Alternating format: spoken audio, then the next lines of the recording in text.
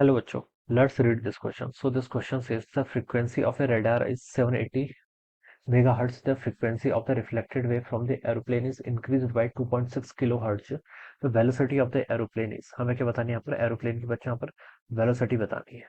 Okay, ठीक है बच्चे, चलिए अब हम इस क्वेश्चन को स्टार्ट करते हैं। We have given the four options, आपको इसके करस्पॉन्डिंग फोर ऑप्शंस गिवन है। तो इस क्वेश्चन का की कॉन्सेप्ट देखिए बच्चे, डॉपलर इफेक्ट पर बेस्ड क्वेश्चन है। किस पर? आपका डॉपलर इफेक्ट पर, ठीक है। तो we can write down the key concept of this question is Doppler's effect, ठीक है। डॉपलर्स इफेक्ट क्या हो जाएगा इस क्वेश्चन का? आपका की कॉन्सेप्ट हो जाएगा, ठीक है। बच्चे जो आपकी अपेरेंट फ्रीक्वेंसी होती है, अपेरेंट फ्रीक्वेंसी देखिए किसके इक्वल होती है? आपकी अपेरेंट फ्रीक्वेंसी होती है आपकी रिलेटिव वेलोसिटी, ठीक है। किसके रिस्पेक्ट में? आपका ऑब्जर्वर टू द सोर्स, ठीक है। किसके रिस्पेक्ट में? आपका ऑब्जर्वर टू द सोर्स, ठीक है। अब यहाँ पर देखिए क्या हो रहा है, एक रडार है, फ्रीक्वेंसी ऑफ रडार, रडार की फ्रीक्वेंसी देखिए आपको गिवन कर रखी है, यानी कि एफ नॉट की वैल्यू, ठीक है। ये 780 मेगा हर्ट्ज के इक्वल गिवन कर रखी है, कितनी? 780 मेगा हर्ट्ज के equal. The frequency of the reflected wave from an aeroplane is increased by, ठीक है।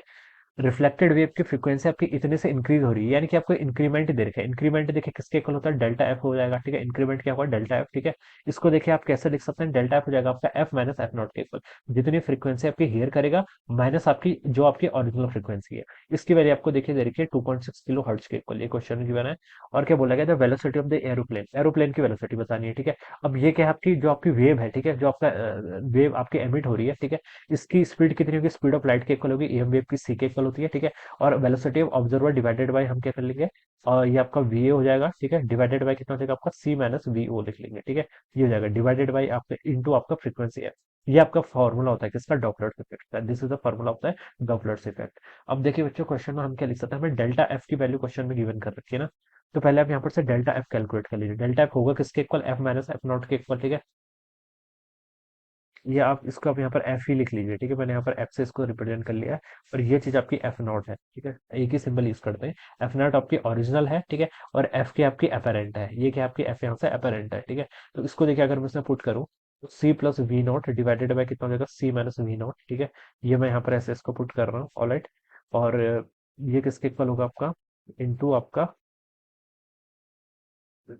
सी प्लस, यहाँ पर इसमें एक्सप्रेशन पुट करना है ना, इंटू आपका एफ नॉट माइनस आपका एफ नॉट हो जाएगा, ठीक है बच्चों। एफ नॉट को बच्चों आप यहाँ पर से कॉमन कर लेंगे तो C plus V O divided by कितना हो जाएगा? C minus V O minus आपका वन के इक्वल हो जाएगा। ये वैल्यू हो जाएगी। इसको देखिए बच्चों सॉल्व करेंगे तो यहाँ से आपका माइनस सी हो जाएगा, तो प्लस सी से आपका माइनस सी कैंसिल हो जाएगा, ठीक है।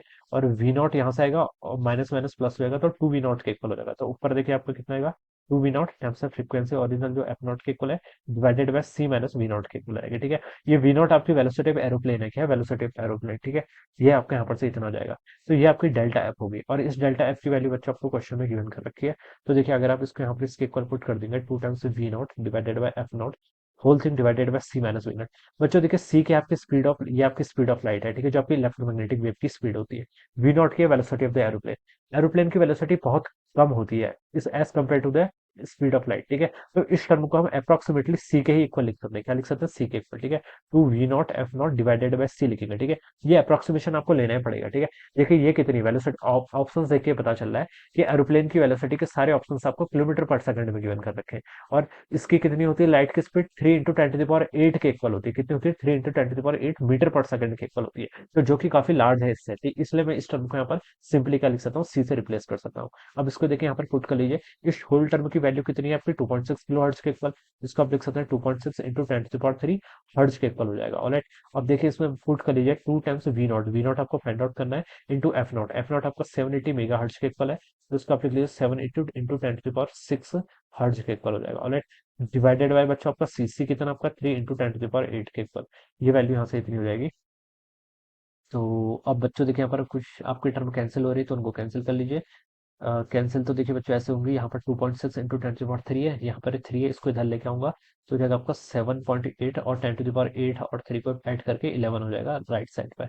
यहाँ पर आपका देखिए 2 इंटू कितना हो जाएगा? 7.8 इंटू टेन टू पावर 8 के इक्वल आ जाएगा, ठीक है। और यहाँ से देखिए 7.8 से आपका 7.8 कैंसिल, सॉरी वी नॉट भी है इधर, ठीक है, ये इतना हो जाएगा, ऑलराइट। अब यहाँ पर से देखिए आपका वी नॉट को आप क्या लिख सकते हैं यहाँ से? ये आपका हो जाएगा वी नॉट की वैल्यू को मैं यहाँ पर से लिख सकता हूँ, ये टू इधर आएगा तो यहाँ पर 1/2 हो जाएगा। और टेन टू पावर 11 ऑलरेडी था, टेन टू पावर 8 से यहाँ पर जाएगा तो टेन टू पावर 3 के इक्वल हो जाएगा। यानी कि आपका 1/2 इतना आएगा। 1/2 को मैं क्या लिख सकता हूँ? 0.5, ठीक है। मीटर पर सेकंड के equal, sorry 0.5 into 10 to the power 3 होगा ना, 10 to the power 3 भी तो है, तो इसको आप किलोमीटर में कन्वर्ट कर लीजिए। 1 किलोमीटर में आपके 10 to the power 3 मीटर होते हैं ना, तो आपका किलोमीटर पर सेकंड, तो 0.5 किलोमीटर पर second. This should be the answer of this question. ये देखिए आपको थर्ड ऑप्शन पे गिवन कर रखा है 0.5 किलोमीटर पर सेकंड, ये क्या होना चाहिए, इसका राइट आंसर होना चाहिए। Alright, so this is how we will solve this problem. So I hope you all understood this concept. All the best and thank you so much.